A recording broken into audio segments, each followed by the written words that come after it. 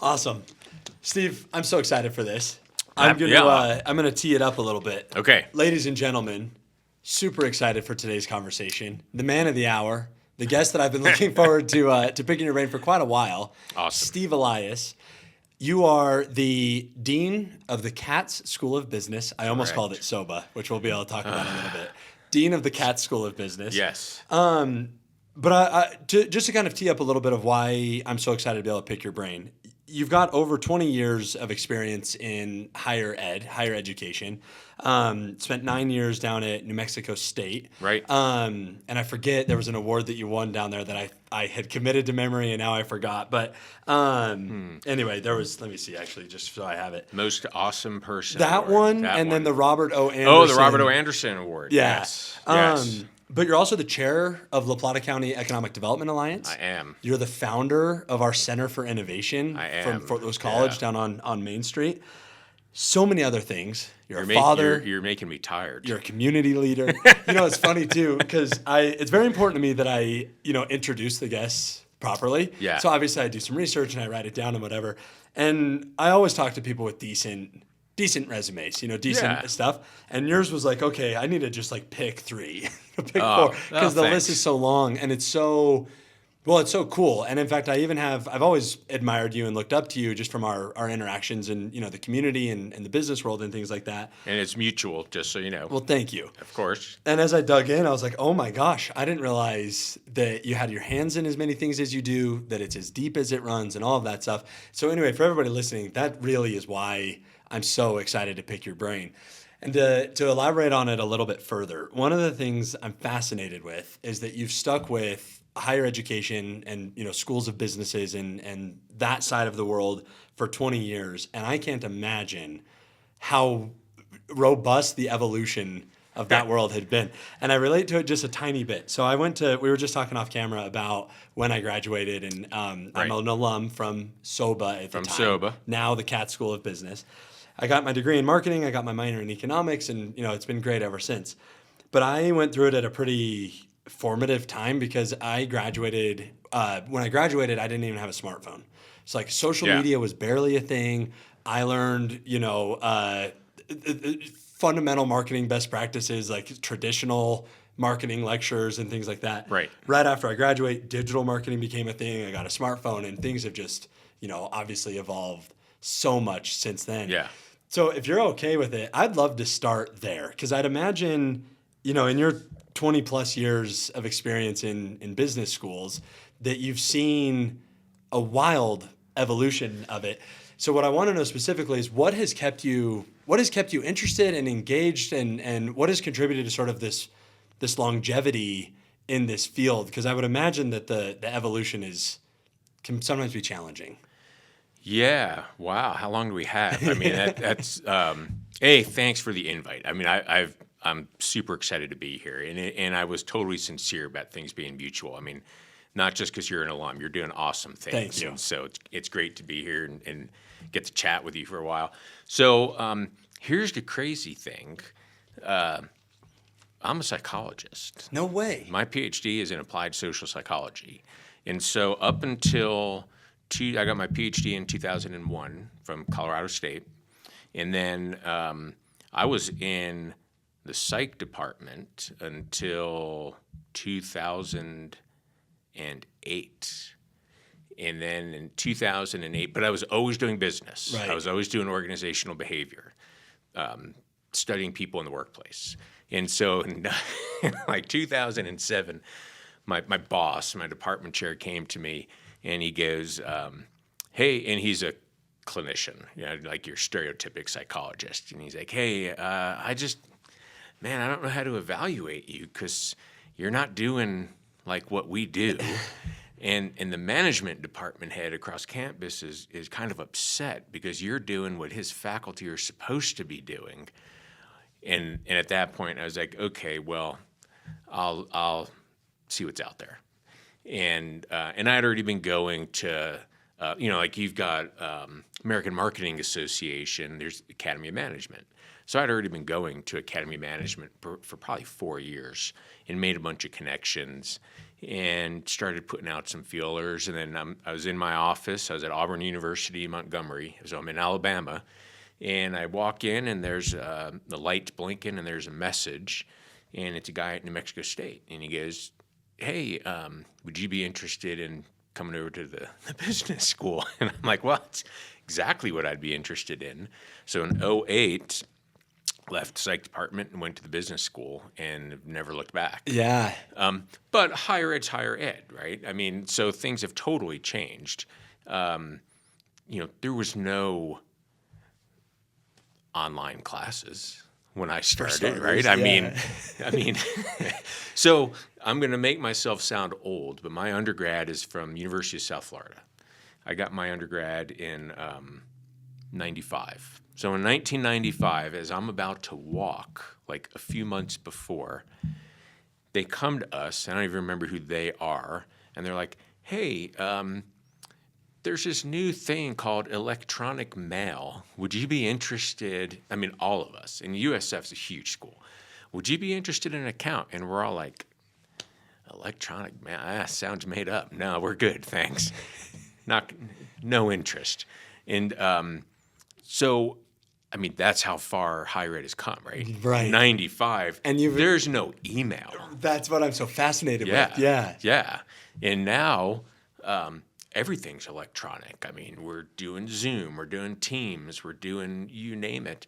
And in reality, COVID even forced our hands more because at least at Fort Lewis before COVID, there were still some things we were doing, signing stuff and routing it for signatures. And then COVID hit, and it's like, well, that's not going to work. Let's just move to Adobe or whatever. And we've never looked back. Right. And it forced us to modify to where things are super streamlined and so much better. But, when I was an undergrad, no one would have thought about asking the professor for a rubric. And I don't know when you graduated if they were using rubrics yet, but it was not a thing right when I was in school. And certainly not, I got my first tenure track job. I got my PhD in '01. I stuck around Fort Collins because I met my not yet but soon-to-be wife. I stuck around Fort Collins for 2 years, and then I got my first tenure track job in '03. And, it was paper and pencil. Yeah. It was, now you even applying for jobs back then, you mailed stuff in. Application, yeah. Yeah, you mailed stuff in. You'd as an academic, publish or perish. I remember back in the day, you'd print out, talk about so bad for the environment. You'd print out 5 copies of a manuscript and put it in the mail so that it could get sent out for review. Now everything's just electronic. One email, and not even an email. Just go to like a portal on a website. Right.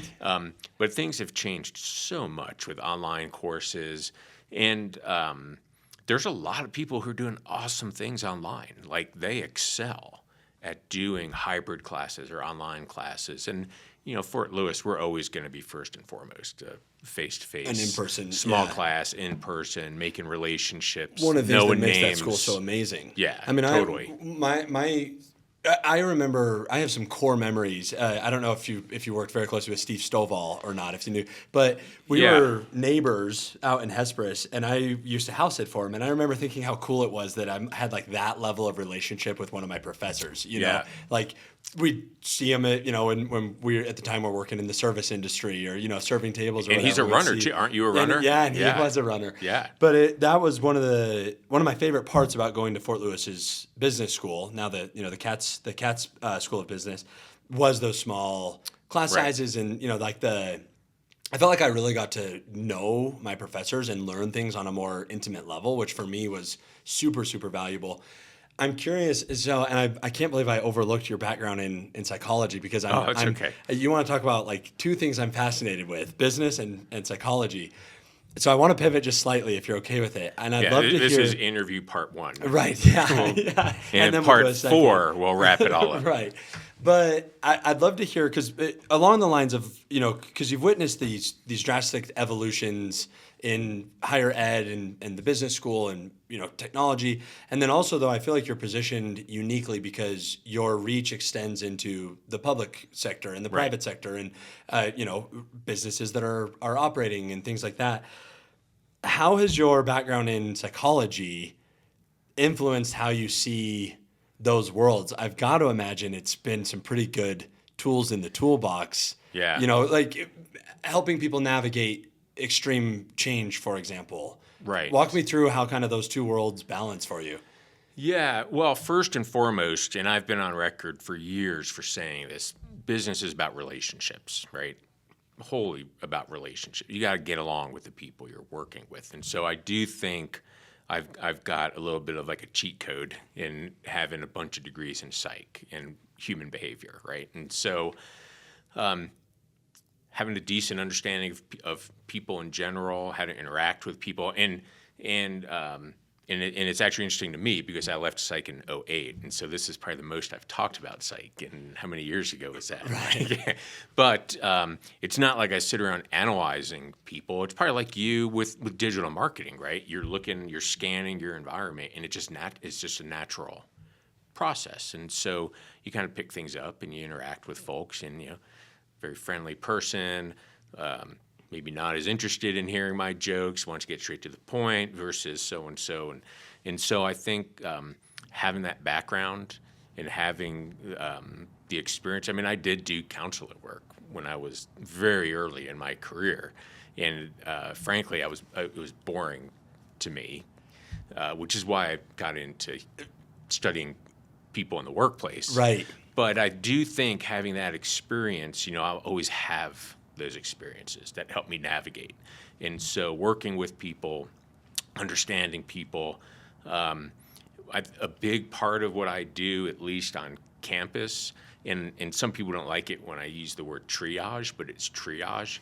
Like, you could have someone whose like office is on fire, and they're like, oh, it'll be okay. When you get a chance, come by and help me put it out. And then you have someone who's like, oh, my door won't close all the way, and I need you to drop everything And you're it's an doing emergency. and bring over a can of WD-40. And I think the background in psych and human behavior helps to where I'm pretty good at navigating and who needs what and when they need it, and being able to attend to those things. Right. Yeah. Yeah. And then how have you, because, when I've talked about a little bit with your introduction of, you've got this extensive experience in higher ed, but then you also have I've talked about kind of that you reach into these other worlds, and Yeah. especially with your role on the La Plata County Economic Development Alliance Right. board and things like that. I want to hear kind of what's kept you motivated and kept you, because it seems like you've obviously found some stuff that you're passionate about in the Right. higher ed and the business world. Why do you continue to get more involved? Like, I'm genuinely fascinated because I'm realizing, you've got your hand in so many things and you wear all of the hats so well. Walk me through the motivation and kind of the reasons why Yeah. you're I'm assuming you're finding fulfillment in these things, and I just want to kind of learn more about what's keeping you motivated to dive in on it all. Yeah, I would say several things. On campus, I'm passionate about the mission of the college, right? I mean, and this would be the case for anything I'm doing. I'm pretty mission driven and goal oriented. And if you can be at a place like Fort Lewis where there's such good alignment with the mission and the goals and what the college wants to accomplish and what I want to accomplish, that's hard to find, right? And so when you do find it, it's pretty motivating. And then also, I love our community. I mean, it's just a fabulous place to be. And so, there are days where I'm like, God, what am I doing? How do I get Where do you through find the this energy? day? Yeah. And then at the end of the day, though, you're like, man, that was awesome because X, Y, and Z happened. These people and those people got connected, and I played, even if it's a small part, I played a little part in it, and who knows what's going to come of that. And so I think when you you are mission oriented and you're in an organization where you're totally on board with the mission, that's about as motivating as it can be. And then when you love where you're at, doing work in relation to that, because you could just be like, oh, I love Durango because I love to camp, I love to ski, I love to hike, I like to be on the river, and then that's all you do. But that's cool, that's great. But that's not as fulfilling to me as playing a role in trying to make the place even better, right? Trying to build it up, trying to help people who are doing things. So that we live in such a great place is pretty motivating too. Yeah. How do you, so for just a fun try at the question, you had said, those days when you're like, oh, that was exhausting, but awesome. Yeah. What makes a day awesome? Like when, generally speaking, when you're able to look back and say that was a good day, Yeah. what is made up of that, throughout the day for you? Like, because what I'm curious about, and another way to frame it would have just been, how do you determine when it's successful? You've kind of talked about these things that are fulfilling for you. Would love to know how you're feeling when that day was awesome and how you're measuring, that impact, or even how you're observing it. Yeah. So, and I don't say this to sound bad or anything, but I have an advisory council for the business school. And a guy on the council for years has said, I don't know, we put things on the list and Steve checks them off the list. And so I think checking things off the list, right? Like this morning, we had a great Economic Alliance members meeting at the Innovation Center. And last night, I always look at the next day's calendar before I go to bed. And last night, I'm like, oh, I got to get up a little bit earlier tomorrow. And then the rest of my day is pretty full. I'm going to be running around. And then I get to hang out with Ben, so that'll be cool. The highlight of the day. Highlight of the day, That's for actually sure. the variable for an awesome day. Is that just that one? That is a variable, yes, for an awesome day. And so I think like checking things off the list. Like this morning's meeting was great, very successful. Everybody got through it they wanted to get through, and then people hung out and talked afterwards. And for me, that's cool to see. If everyone just like at the end got up and walked out, it wouldn't be as cool to me as seeing new people kind of hanging out and talking afterwards, right, and communicating. And it's gotten to where usually at the end of every monthly alliance meeting down at the center, I'm like, y'all have fun. I got to go because I got another thing. Yeah, the next thing on the list. Close the door on your way out, right? So I think a great day, frankly, a great day for me, and maybe there's some pathology here, but a great day for me is full. If I look at my calendar and I've got like 1 or 2 meetings in a day, that's not all that exciting to me, unless I have something I have to do to get caught up on. But it's almost, and I talk to other people who are really driven also, and we might have a day where we're like, oh man, let's get this day over with. And then one of us, usually me, will say, man, that kind of sucked. But we wouldn't have it any other way. Right. And we'd be bored if it were. So for me, a great day, now it can't just be like little trivial things, right? Like it's got to be something important, like bringing together the community, getting 70 people in the room to learn about what's going on with the Alliance or something, doing this. Those are cool things. Right. Years ago, I told someone, if you come to my office on campus and I'm just sitting there, I'm not doing my job.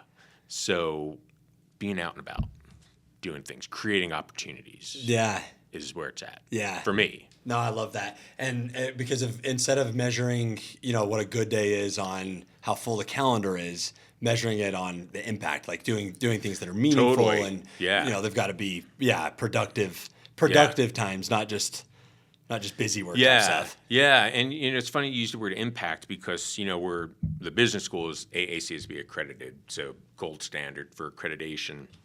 And there's really 3 big pillars that every accredited business school should be focusing on, and it's impact, engagement with the community, and innovation. And then more recently, there's a big emphasis, which I love, on positive societal impact. And the school is really, the business school is really taking that to heart. I love that. I didn't realize that was a pillar, and I'm very familiar with the AACSB and all of that stuff. In the good old days when I used to have to interview for jobs, it's top of my resume. Right. I'm interested about that because that societal impact is one of the things I'm curious your perspective on, especially knowing your background in psychology, obviously your background in business and the public sector and all of that. I've had a philosophy for quite a while now that with and kind of touching back to the my first question about the evolution of things.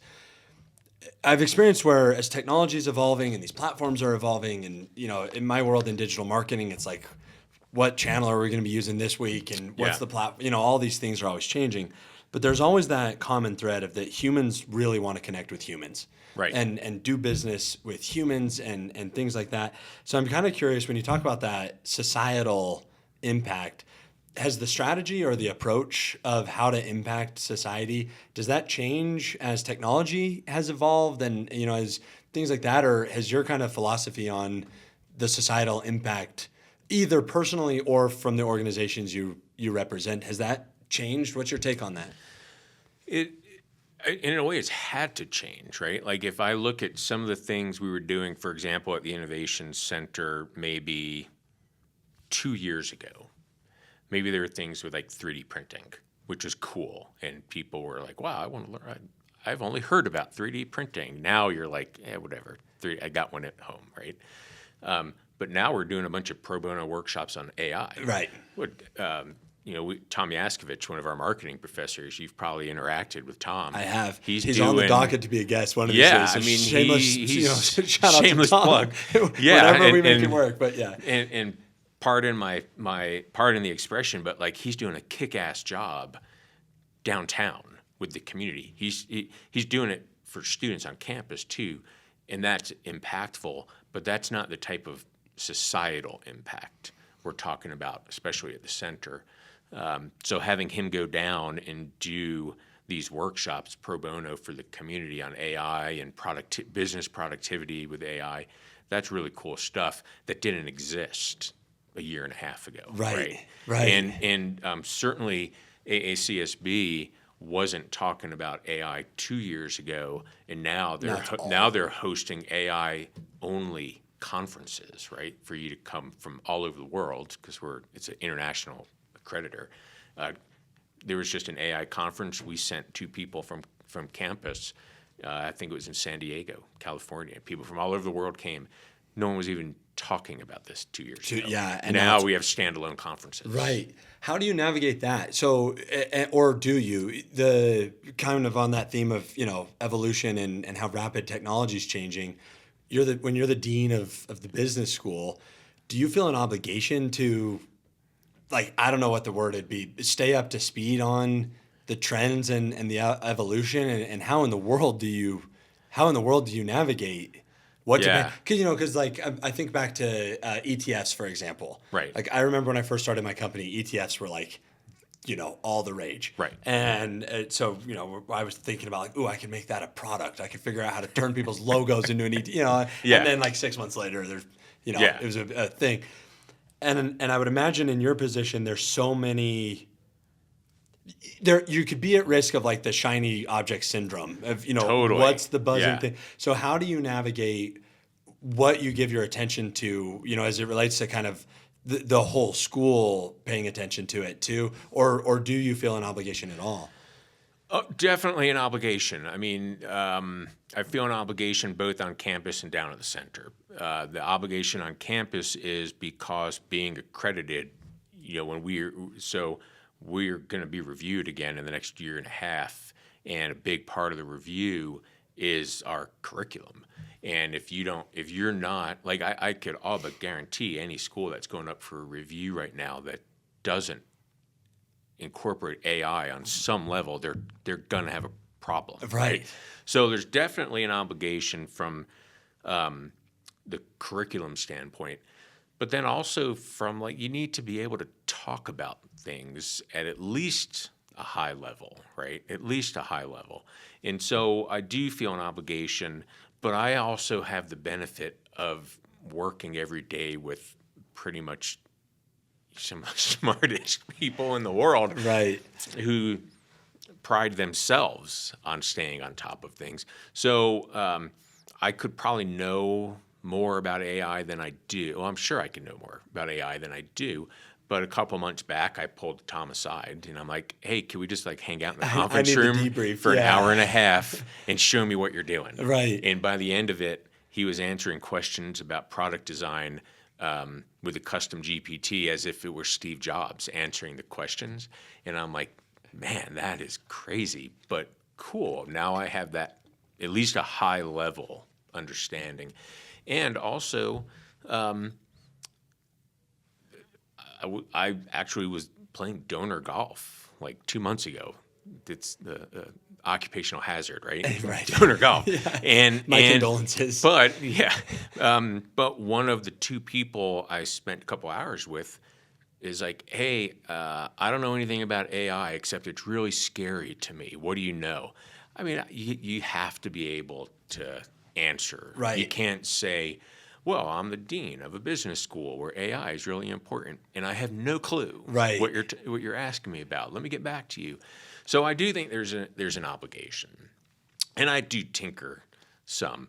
But to your point, when I was at New Mexico State, so I was a management professor. I went through a program called ITAL. I don't remember what it stood for, but it was all state-of-the-art tech and online instruction. Every platform I learned is gone. Right. Gone. Like, doesn't exist anymore. and that's scary. Right. Well, and that's what because I want you to unpack that a little bit more, because that's why I started the conversation with like that evolution thing, because it's one of the things I'm most fascinated about, and I could have. There's a chance that I have a skewed sphere of influence, so preface it with that. But my impression is that most of the fields of study are somewhat consistent or reliable, right? Like I don't know, like math, for example, is fairly. It's not going to change on us too much. Not too Maybe the much. applications are. Yeah. History, like all of generally speaking, there's a lot of fields of study that are not going to change. Unless you're down with revisionist history. Right. Yeah. Another podcast episode on That's that. right. But I and maybe I shouldn't say it's the only, because I don't know for sure, but business is one of, at least, the areas where the field of study and then the real world are evolving at a pace that even in the real world it's hard to keep up with.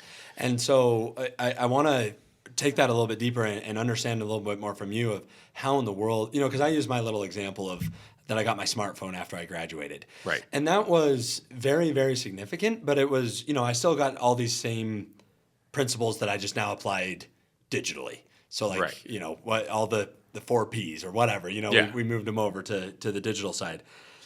But I'm just kind of curious, because I've got to imagine when you're wearing your dean hat and your perspective in the public sector, that it's such a balancing act of like, you're supposed to be educating people for these things that are changing before our very eyes. Right. How in the world?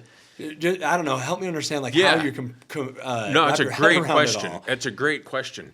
And I think one of the important things, and this is totally agnostic to discipline, is sure, you have to teach the students content. The principle, yeah. But perhaps more important is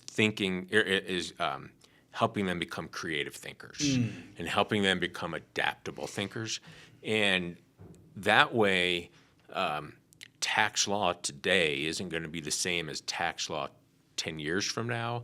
Marketing isn't going to be the same as it is 10 years from now. But if you're teaching people how to be critical thinkers and adaptable, then they'll get there on their own, because they're going to be doing things. So I got to the fort in 2017. Digital marketing was kind of a thing. Kind of, yeah. Kind of. And I remember a professor saying, I think in a couple years, digital marketing isn't going to be called digital marketing anymore. And I'm like, oh, well, what's it going to be called? And he goes, marketing. Mm-hmm. And I was like, well, we'll see. And he was probably right? I mean, if you aren't learning digital marketing, then you're not really learning the current state of affairs.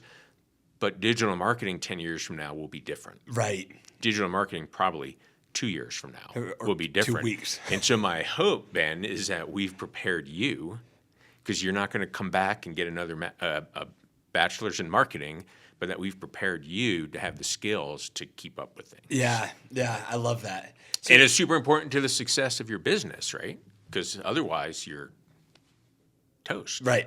Yeah, no, and I love that. Yeah, the priority is being able to critically think, Right. and to have those foundational things in place so that you can. And I definitely got that. I mean, that was what it was Good. really actually fun for me to see. This kind of like standard marketing program or marketing degree, and then a very quick pivot, but principles applied, and so anyway, that critical thinking I think definitely was there. What a great answer. Yeah. Similarly, I'm curious because we talked about how you have you're positioned so uniquely to have your perspective in business, economic development, the business school and education side of things. How does your perspective on the other worlds influence your curriculum decisions and priorities for the business school? Are you kind of paying attention to what real businesses are facing on a day-to-day basis, and walk me through how those are all kind of related in your world? Absolutely. In fact, it's part of the reason I have an advisory council. Everyone on the advisory council, with the exception of one person, is a business, either a business owner or deeply rooted within a business. And we meet once a semester, and a big part of those conversations revolves around, what do we need to do to keep current? What do you need us to be putting into the curriculum? And so I'll give you an example. A couple of years ago, a local bank president who's on that council at that meeting said, hey, just so you know, business communication is not where it needs to be. Like, I shouldn't have to proof emails. Your students should be able to send emails when they graduate. I shouldn't have to look over their shoulders. So we changed our curriculum based on that feedback, and now our students are hitting it out of the park, and that person is still on my council, and he's super happy. And that's a win-win. That's like a win in every direction. It's Right. a win for the students because they're hearing what people in industry need and want, and also what they're not going to put up with, right? And it's a win for us because then we get to have our curriculum be current. It's a win for accreditation because we have to report back, what are you doing to keep your curriculum current? Well, one of the things we do is we get feedback from industry. Mm-hmm. What do you guys need? Where are we weak? Where are we headed in the wrong direction? And usually people will tell you, which is super helpful. Well, I mean, right when you even said the email thing, I'm like, yeah, that is, it's, we have a lot of, whether it's young interns or whatever. Right. And that's why I'm so fascinated with your world, because there's some things that it's like, okay, is it intuitive? Because people now have grown up with technology or, been around it forever. Is it learned in school, or is it learned in the real world, or, kind of the school of hard knocks? And, you think back, nobody ever taught me how to write an email. Yeah. Like, what a gap. How fascinating to think about. And there's, hundreds of those. It's like, have you ever heard about, I don't remember the dates at all, but for the longest time, people carried their suitcases. Right. And then someday somebody thought, hey, we should put wheels on the suitcases. It's like, we maybe should learn how to do subject lines. And because those things are becoming so normal now that you don't even think about that you need to teach on them, but of course you do. Of course you do. I give you a perfect example. It's brilliant. So when I was still in New Mexico, I was working on a project, and I had gone up and met with the New Mexico Legislative Finance Committee to try to get some money for a program, and actually got a couple $1 million to run this MBA fellowship program. And I sent a student a text. My cell phone number's on my card. I don't care. Whatever's easiest, right? And for most students, that's texting. Texting, yeah. And so I sent a student a text. Do not call them. And no. And they replied basically giving me crap because I used punctuation and capitalization in my text. And I knew I was going to see the student. So the next time I saw the student, I go, hey, I want to show you something. Check out this text. That's to someone in Santa Fe, Legislative Finance Committee. Perfect punctuation and capitalization, and the end result not just because of that. I mean, you got to have the right idea. Was a couple $1 million investment in a program. Do you think if I didn't capitalize and didn't use correct punctuation that I'd have gotten the money? Well, I don't know. Probably not. And I'm like, okay, so are you going to take the time to distinguish between important text and not important text? Or maybe you should just capitalize and use proper grammar always. Right. And the kid got it. I mean, I don't know if he actually did it. But to your point, it's like, hey, here's how you're going to use that piece of technology, that little texting thing you do with your buddies in the real world. Yeah, and isn't it wild that texting even now, and all these different communication platforms, like there's a fine line between what's professional and what's not. Like texting is probably professional now. It definitely in some contexts is. Yeah. And for me early on, it was like, no, you text your friends, you email your colleagues. You email your clients, but now not anymore. No, it's pretty much a different version of emailing. Yeah.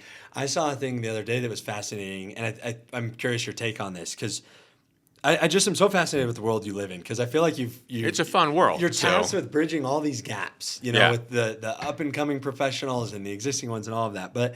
And then obviously your background in psychology, which I can't believe I missed. But I read this thing that. Speaking of punctuation and how nuanced communication is, especially with different generations, that for the younger generation, periods come across as very like harsh and mean and like you're mad at them. Yeah. Exclamation marks come across as like friendly and fun and inviting. Okay. For our generation, exclamation marks sometimes can seem like angry or, so now there's all these other complexities with how we communicate now of like how the message is received. And it's just got to be so wild to be balancing all of these different moving pieces. Yeah. And also like when it's appropriate, right? And not to stick to like cell phones, but I had a friend who was a senior VP at a bank and I had her come speak to a class. And she was telling them how she just fired someone at the bank because they were texting. And the students were perplexed because half of them, while she's telling the story, are texting. And she goes, here's the thing, though. Like when you're on campus talking to your friends, that's your world. But when you're in the bank, that's not your world. That's my world. And she goes, when I see an employee texting, I call that time theft because you're on the clock and you're not allowed to steal from the bank. And so if I walk over and tell you to stop and I see you doing it again, I just fire you. Right. But that's an important thing for them to hear, right? Because how often do you see students or adults just hanging out, texting? All the time. All the time. Yeah. And in some industries, maybe that's cool. In other industries, not so much. I'm struggling with it so big right now, phone usage in the workplace, because it's necessary for us. Like, I mean, half of my work is social media. I mean, like it's what we do. The other day, one of my employees is sitting on his phone at his desk, and I'm like, I'm gotta go say something. So I walk over. I'm like, hey, you've been on your phone too much. And he goes, I'm researching, reels for this client, and I'm like, now I feel like an idiot. Right. So it's such a like my world right now, I'm struggling with it because I've got, I grew up knowing that, I mean, gosh, some of my early jobs, phones weren't allowed. We'd have to turn them off and put them in the locker or whatever, those early days. And then now it's like a necessary part of our operations. And that's where again, coming back to this idea that I think the balancing act you have of the evolution of world and education has got to be just absolutely fascinating. I didn't realize that you have to report back.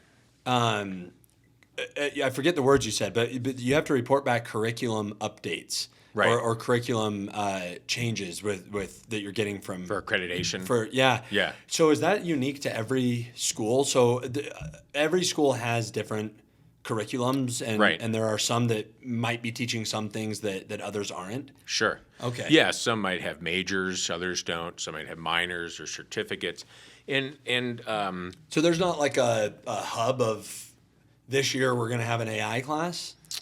It's all independent? You mean like across all the different business Yeah. schools?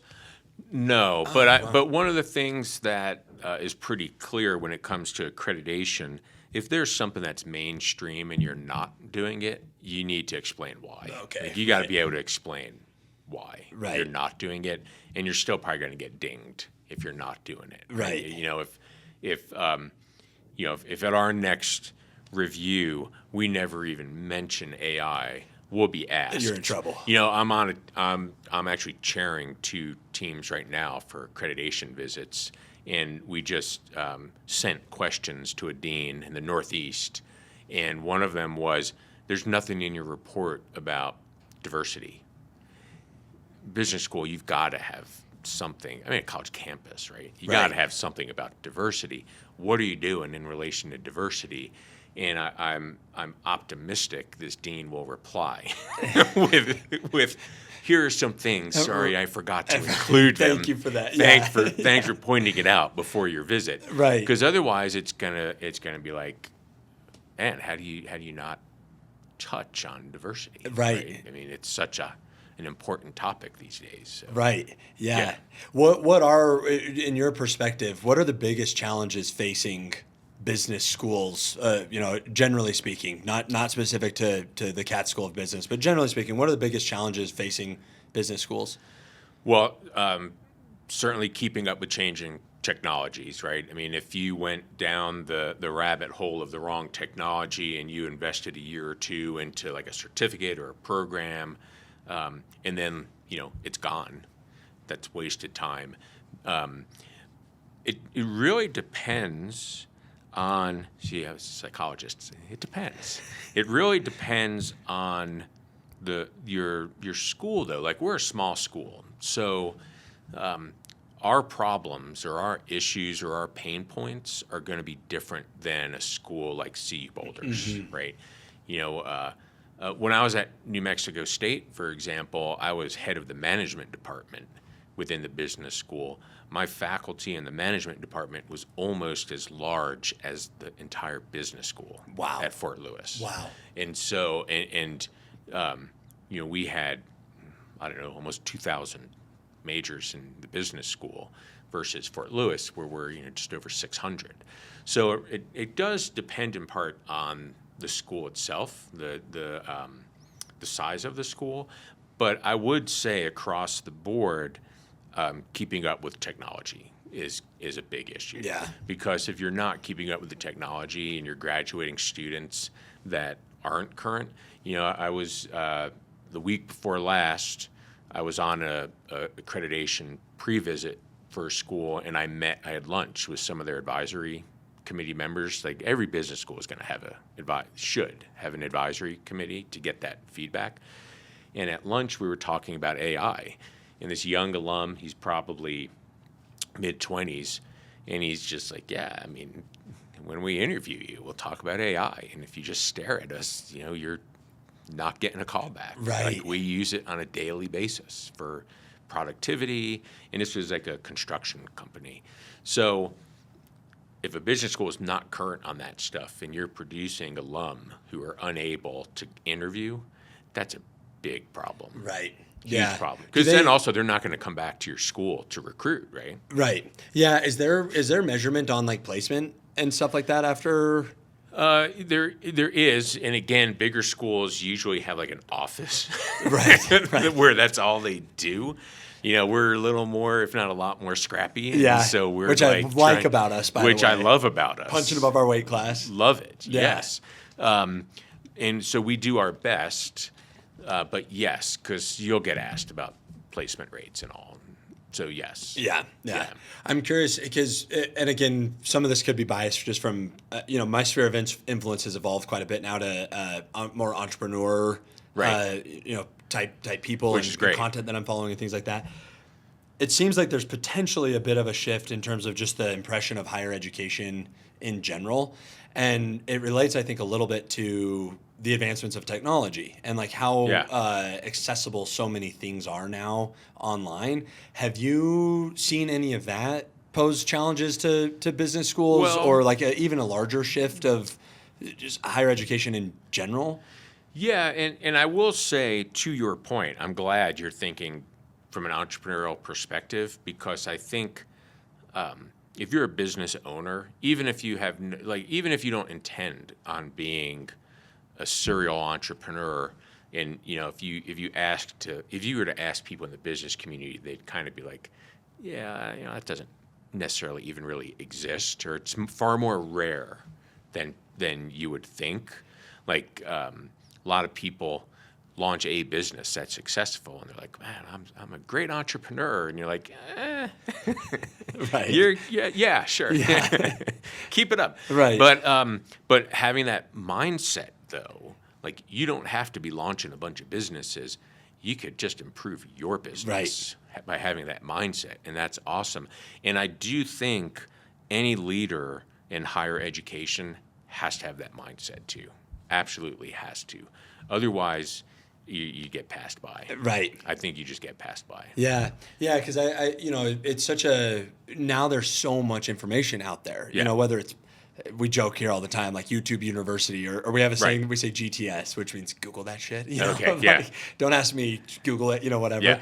But I was just curious if that has kind of like presented an overall theme in just industry wide, because I'm thrilled with with my education, and I definitely don't Yeah. think that I could be an entrepreneur without the formal side of it, even just Right. How to read a balance sheet and some of that stuff that has been incredibly helpful. But I just didn't know if there's kind of sometimes been, if you've experienced any of that, or if people have that has not impacted enrollment or sentiment with Yeah. kind of the formal business education side of things. I do think there's a big debate in the public sphere now about the value of higher education, because for example, the other night, my son, he's a junior at DHS. He's like, I don't know, I was thinking about studying this in college. Now I'm wondering about maybe finance would be cool. And so what do? Google that shit. But we didn't. We YouTubed. And Even so, better. We spent 45 minutes on the couch just watching a few people in finance talk about what they do on a daily basis. And he's like, you know what? Maybe not. Ooh. And so I do think you could extrapolate out from that. Right? Yeah. Like, there are people who you can earn certificates, frankly, some of which are made up, in all sorts of things. Right. And there are people out there who I think do feel like the value of getting a college degree isn't what it used to be, because all that stuff is out there. Now, I would totally disagree. I would hope of so. course, Yeah. that college offers a huge amount of value. But yeah, I do think technology. You look at a school like CSU Global. There's a lot of people in Durango earning graduate degrees on CSU Global, because Fort Lewis doesn't have a lot of graduate degrees. In fact, outside of education, we don't have graduate degrees.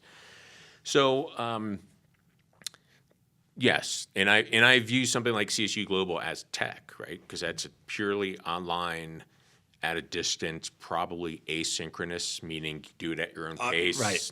You're not actually, like, we do some live online things, which is you and a prof in real time. You may not be in the room together, but you're still doing it together. So I do see how tech can impact what we can do. And I was asked, I got here in 2017, and I've been asked every year by people, why don't we have an MBA program? And it's like, well, where'd your sibling get their MBA? Well, CSU Global. Okay. Guess where our old CFO got their MBA? CSU Global. We're a small school.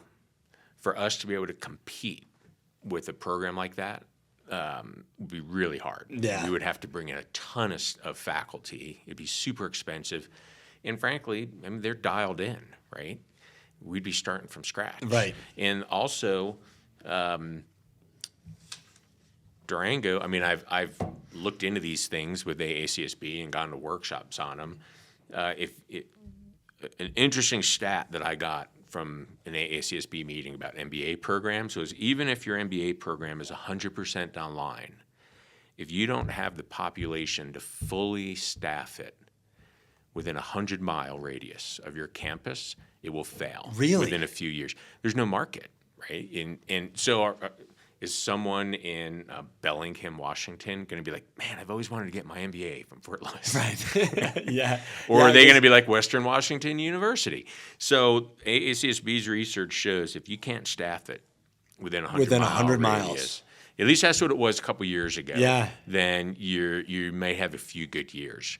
Well, I don't know. I mean, my take is if it's not something we can do and kick ass and have it be sustainable, we just shouldn't do it. Right. That's my take. Right. So Yeah, well, and again, that's right along the lines of, I was kind of mentioning, shiny object syndrome of like where do we, and one of the things I want to talk to you about is, the new brand, Katz School of Business now, Right, which is yeah. really exciting. Very exciting. And I know that you put a ton of work into that. It was actually kind of fun because I got some insight to it. You helped, Yeah, so I was that's just more gonna than say, insight. For everybody listening, there was one time that we met at your office and I came back with a pile of School of Business swag, and now I know why, because that we were getting ready for the new brand. But fascinated with that because I know that you were really intentional about deploying it, building it, what the priorities were going to be. And I'd love to, if you don't mind humoring me, I'd love to touch a little bit on what that branding process was like and why. And then I also want to talk about, opportunities. Because even if it's not our MBA or whatever, right. I do know that it is, there's some really cool changes and opportunities coming. Definitely. But walk me through, what was it like, seeing this thing that might happen? And I knew there was, some parameters around it and kind of that brand process. Yeah. Well, and a little bit of insight like into me and my personality, like the best way to make sure I'm going to make something happen is to tell me that you probably can't make it happen. Yes. And so years ago, I was told like, well, getting a business school name is probably just not going to happen. Pipe dream. Yeah. I mean, we're in Durango, a small community. Do we have people with that capacity? Blah, blah, every reason you could think of. And so I remember going a couple years back to my advisory council and saying, we got to get the school named. Here's what needs to be a part of it. And then here's the other thing that's really important as part of getting the school named, even if it's a standalone thing that happens first, is you got to endow the deanship. Because I will not always be the dean, right? I get hit by a bus. I can be the dean until I retire, whatever. You got to be able to bring someone in when the time comes who is going to be able to like have some resources to make things happen. So, people are like, oh, okay, that's cool.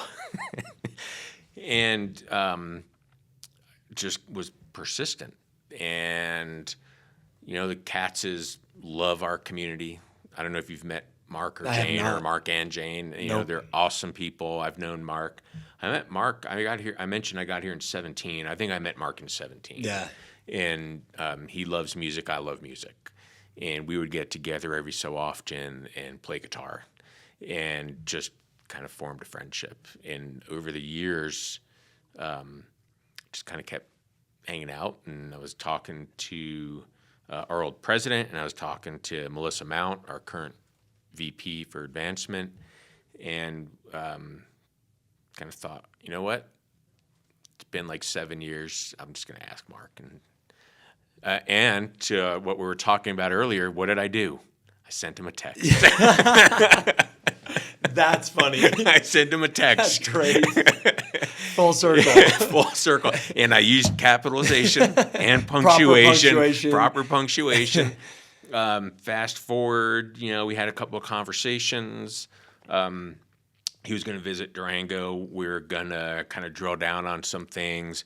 Some things happened. They were in Montana.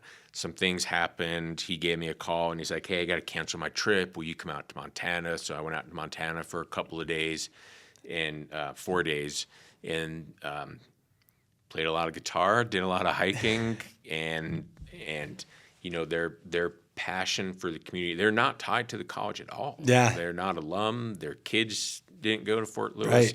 But they love going back to what you were talking about before, They love the extent to which we're involved in the community. Yeah. They love the community, and they saw value in the work the business school was doing in the community.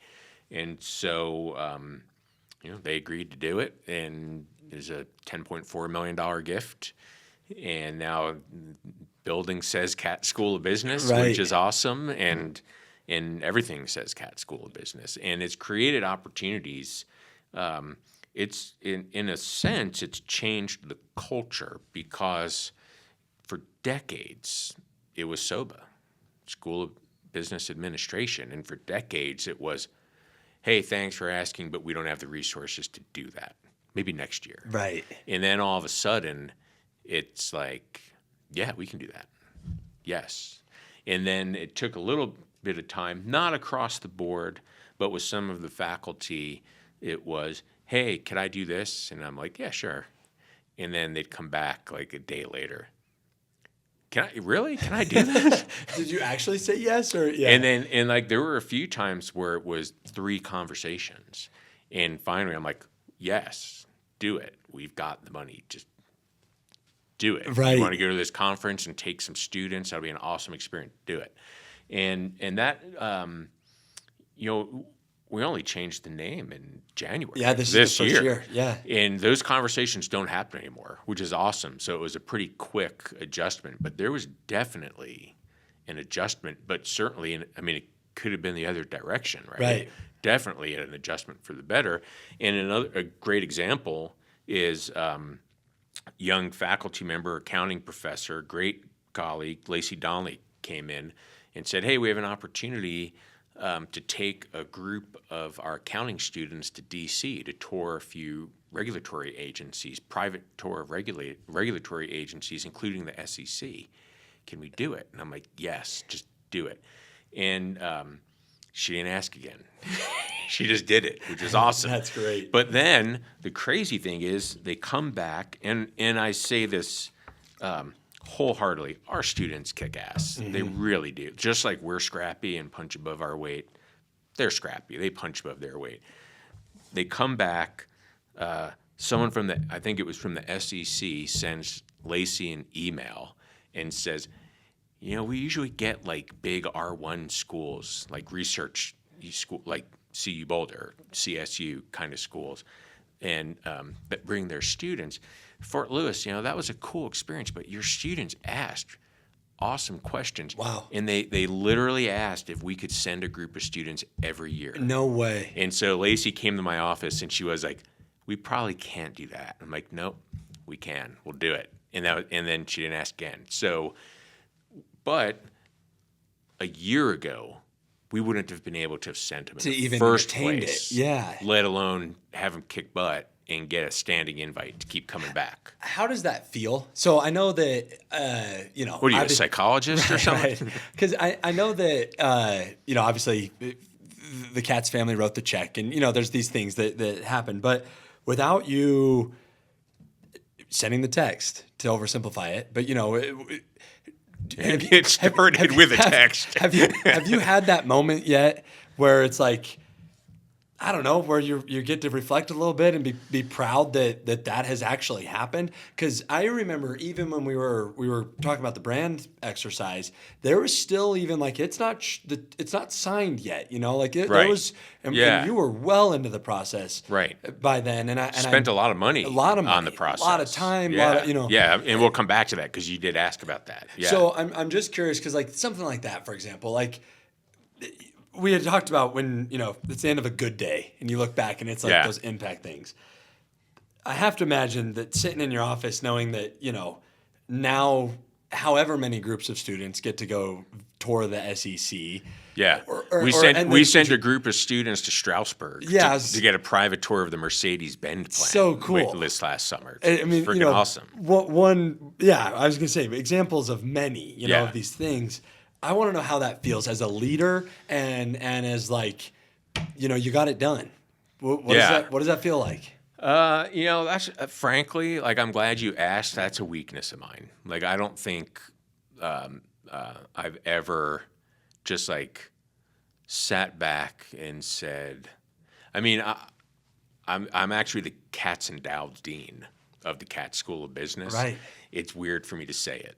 And I've never like sat back and been like, holy shit, that happened. You should. I should. I guess it's not my style. I need to get better at that. I need to be better at reveling in things, I guess. Me too, by the way. Yeah. You know, and there's a fine balance because, like, I told my wife all the time, I wish I had more of that. Like that. Yeah. Look at Yeah. what I did today, you know. Right. Instead, it's like, what's tomorrow? You know, that type of Yeah. thing. But that, and I'm just saying it because I hope you know it, even if you don't, you know, revel in it. Like, how significant that is, you know, because it's not just the name on the school. It's the impact. It's Totally. It's the opportunities it's creating for people. It's these experiences, and you know, I mean, you know how sometimes we all wish we had a crystal ball, you know, and like we could see all, but you've got to imagine, you know, the ripple effect on some of these experiences could be enormous, and it's just so neat to think about how one change can change the trajectory and opportunities for thousands of people. It's so neat to consider. Well, and our community. Yeah. Right? That gift funded 3 endowed professorships. Tommy Askovich is one of the endowed professors, which is what lets him do the pro bono AI work downtown. Right. So how many small business owners are going to go to a session that they might not have gone to if there was like a couple $100 or $1,000 cost? They're going to go for free and bring that back and implement, right? Yeah, I've sat and listened to him twice at the at the different summit, probably. Yeah. And so, but I think, and I'm fairly certain, that's what Mark and Jane wanted to happen, right? It wasn't about them being alums because they're not. It was about the work we're doing in the community. And so now being able to offer those things for the community, and that's just tip of the iceberg. Is huge. Yeah. And it was funny because Mark, in January, when the funds did come through, Mark sent me a text, and he's like, hey, the funds are on their way, congrats. And I replied, and I was like, hey, you know, it's not every day you name a business school, congrats. And he like exclamation point, right? And was like, yeah, that's awesome, thanks. I love the full circle of it. I can't even imagine texting about stuff like that. You know, like it's so cool. I mean, unless he and I are like together, we almost always exclusively just text. Right. So with punctuation. Right. Yes. Oh, I love it. Yeah. What's on the horizon for you and, you know, the school and these other organizations that you're involved in? I know. Yeah. I know you well enough to know that your foot's still on the gas. Still on the gas. What are we working on? What's upcoming? Man, that's a great question, and so we're redoing our strategic plan. We're doing an agile strategic plan, and Mike French, who I know you've interviewed, and everybody knows Mike. Sarah Tober's doing an awesome job as the new ED of the Alliance. Mike was the ED before Sarah. Mike helped us get that process started. So launching the new plan and then implementing it. And it's got a lot in it. It really does. And it's I shouldn't say it, but it's probably got too much in it. But we have the resources to make it happen. Oh, cool. Right? You know, and I would love to figure out, and we'll use some funding, I think, to hire like some social media interns for the foreseeable future. A big problem for us at a small school is telling our story. Yeah. Getting the word out. And so I put stuff on LinkedIn when I can. It would be great.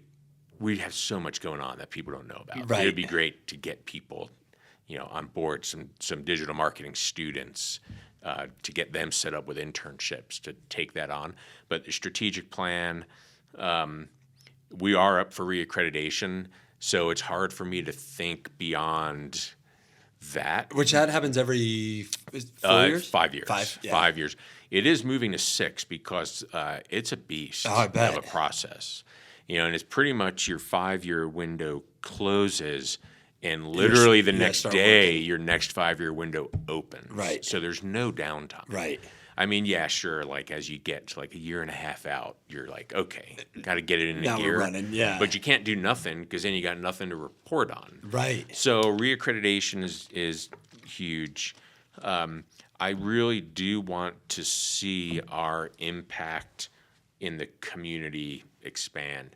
All three of our endowed professors, Tom Yaskovich, Ivan Guardiola, and Liz Cartier, all three of their projects that they proposed are community-based projects.